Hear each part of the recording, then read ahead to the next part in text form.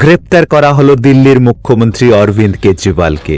স্বাধীন ভারতে এই প্রথম কোনো মুখ্যমন্ত্রীকে মুখ্যমন্ত্রী পদে থাকা অবস্থায় গ্রেপ্তার করা হলো। লোকসভা ইলেকশনের ঠিক আগে অন্যতম বিরোধী নেতার গ্রেপ্তারি রাজনৈতিক মহলে ব্যাপক চাঞ্চল্য ছড়িয়েছে। अरविंद केजरीवाल का अरेस्ट भारतीय जनता पार्टी की और प्रधानमंत्री नरेंद्र मोदी जी की एक राजनीतिक साजिश है। प्रधानमंत्री नरेंद्र मोदी जी को अगर किसी एक नेता से डर लगता है तो वो नेता अरविंद केजरीवाल है। দুর্নীতি হলে গ্রেপ্তার হতে হবে, সেটা আমি বলবো যারা দুর্নীতিবাজ তারা গ্রেপ্তার হওয়ার জন্য তৈরি থাকুন। এবং পশ্চিমবঙ্গের ক্ষেত্রে বলবো পশ্চিমবঙ্গের মুখ্যমন্ত্রীকে সে সাধু সাবধান, আপনারও সময় আসতে পারে। অনেকে বলছে যতই করো কান্নাকাটি, মাফলারের পর হাওয়াই চটি।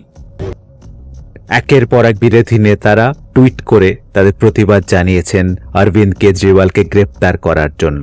ইডি ইলেকশনের ঠিক আগে অরবিন্দ কেজরিওয়ালকে গ্রেপ্তার করার মতো এত বড় একটা পদক্ষেপ নেবে এটা অনেকেই ভাবতে পারেন। এই গ্রেপ্তারের পরে অনেক বিরোধী দল নেতা, বিশেষ করে পশ্চিমবঙ্গে অভিষেক ব্যানার্জি ভয়ে সন্ত্রস্ত।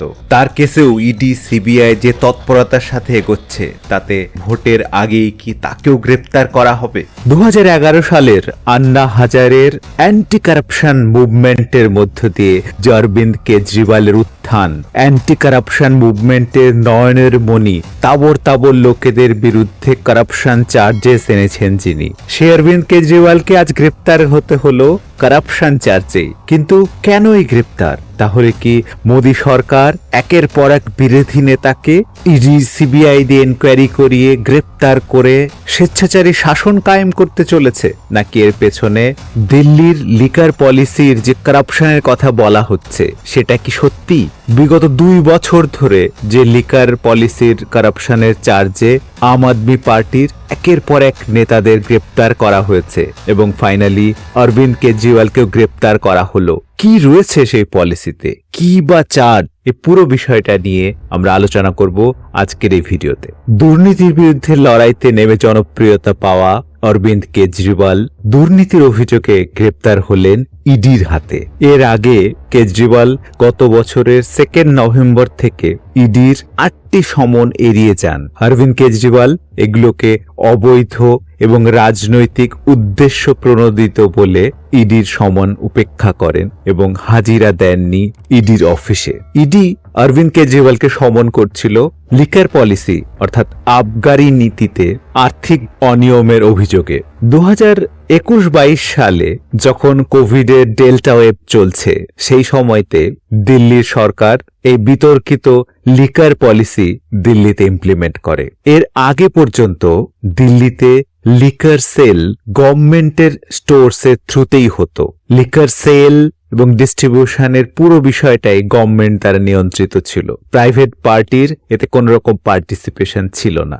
দিল্লি সরকার এক্সপার্ট কমিটি গঠন করে নতুন লিকার পলিসি নিয়ে আসে, যার আন্ডারে লিকার ডিস্ট্রিবিউশন এবং রিটেল সেল পুরোটাই প্রাইভেট পার্টির হাতে তুলে দেওয়া হবে। এই পলিসি আনার সময় জানানো হয় যে এর ফলে দিল্লি গভর্নমেন্টের প্রচুর পরিমাণ রেভিনিউ বাড়বে এবং দিল্লিতে যে লিকার মাফিয়াদের রাজ চলে সেটা অনেক অংশে কমে যাবে। এই প্রসঙ্গে বলা বাহুল্য যে লিকার সেল প্রাইভেট পার্টির দ্বারা মোটামুটি সব রাজ্যেই হয়ে থাকে, বরং দিল্লিতে এর আগে যে গভর্নমেন্টের দ্বারাই লিকার সেল হতে পারবে এটাই ব্যতিক্রমী আইন ছিল।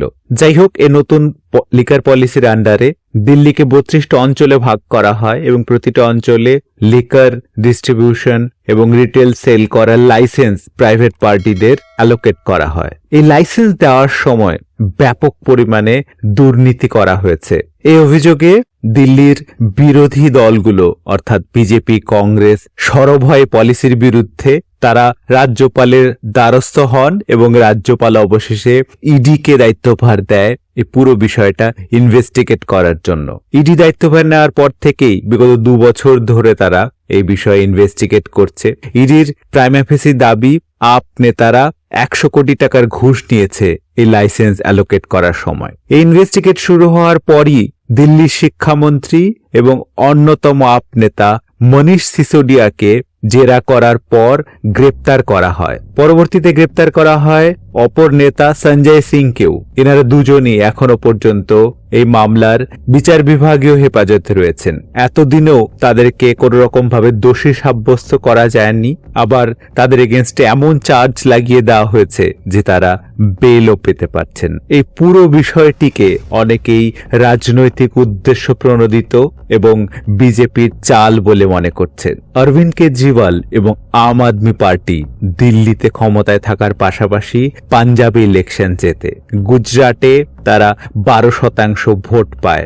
আম আদমি পার্টির এই উত্তরোত্তর জনপ্রিয়তা বৃদ্ধি আটকাতেই বিজেপির এই চাল বলে অনেকেই মনে করছেন। এই গ্রেপ্তারের পরই আম আদমি পার্টি এই পুরো বিষয়টি নিয়ে সুপ্রিম কোর্টের দ্বারস্থ হয়েছে। সুপ্রিম কোর্ট কি রায় দেয় এই বিষয়ে সেটা তো সময়ই বলবে। ইডি প্রাথমিকভাবে যেটা বলছে সেটা হলো দিল্লির লিকার পলিসিতে প্রাইভেট পার্টিকে লাইসেন্স দেওয়ার সময় তাতে ব্যাপকভাবে দুর্নীতি হয়েছে। ব্যবসায়ী শরৎ রেড্ডি, মাগুন্তা শ্রীনিবাসলু রেড্ডি এবং কে কবিতার সমন্বয়ে গঠিত দক্ষিণ গোষ্ঠী দিল্লির এ নতুন যে লিকার পলিসি, তাতে যে 32টা অঞ্চলে দিল্লিকে ভাগ করা হয়েছিল তার মধ্যে 9টি অঞ্চলই পেয়েছে এই গোষ্ঠী। আর এটা পাওয়ার জন্য আম আদমি পার্টির নেতাদের ঘুষ দিতে হয়েছিল, এটাই অভিযোগ ইডির। এর পাশাপাশি ইডির অভিযোগ দিল্লিতে নতুন পলিসির আন্ডারে পাইকারি বিক্রেতাদের জন্য 12% লাভের প্রভিশন ছিল। এই 12%-এর মধ্যে 6% আম আদমি পার্টি ঘুষ হিসেবে নিয়েছিল বলে ইডির অভিযোগ। এছাড়াও খুচরো বিক্রির ক্ষেত্রে 185% লাভের প্রভিশন ছিল। কাজে সেই ক্ষেত্রে আরো ব্যাপক পরিমাণে দুর্নীতি হয়েছে বলে তাদের অভিযোগ। এই গ্রেপ্তারির পর ইডি কি কোর্টে প্রমাণ করতে পারবে তাদের এই সকল অভিযোগ, নাকি মনীষ সিসোডিয়ার মতো অরবিন্দ কেজরিওয়ালকেও আরো কয়েক বছর জেলে আটকে রাখা হবে? লোকসভা ইলেকশনের ঠিক আগে এই গ্রেপ্তার কি মোদী ও অমিত শাহের আরো একটা মাস্টার স্ট্রোক? এ সবকিছুর উত্তর সময়ই দেবে। আর এই সবকিছুর মাঝে ভারতবর্ষে ইতিহাসে যা কখনো ঘটেনি সেটাই আমরা আগামী কিছুদিনে দেখতে চলেছি। একজন চিফ মিনিস্টার জেলের ভেতরে থেকেই রাজ্যের সরকার চালাবে। হ্যাঁ, আম আদমি পার্টির তরফে এটাই জানানো হচ্ছে যে অরবিন্দ কেজরিওয়ালই দিল্লির চিফ মিনিস্টার থাকবে এবং জেলের মধ্য থেকেই সরকার চালাবে। এই পুরো বিষয়ে আপনার কি মতামত কমেন্ট বক্সে অবশ্যই জানাবেন। ভিডিও আর দীর্ঘায়িত না করে আজকের মতো এখানে শেষ করব। এই বিষয়ে আরো আপডেট আসলে আপনাদের সামনে নিয়ে আসব। ভিডিও ভালো লাগলে অবশ্যই লাইক করবেন, চ্যানেল নতুন হলে সাবস্ক্রাইব করে নেবেন। সবাই ভালো থাকবেন, নমস্কার।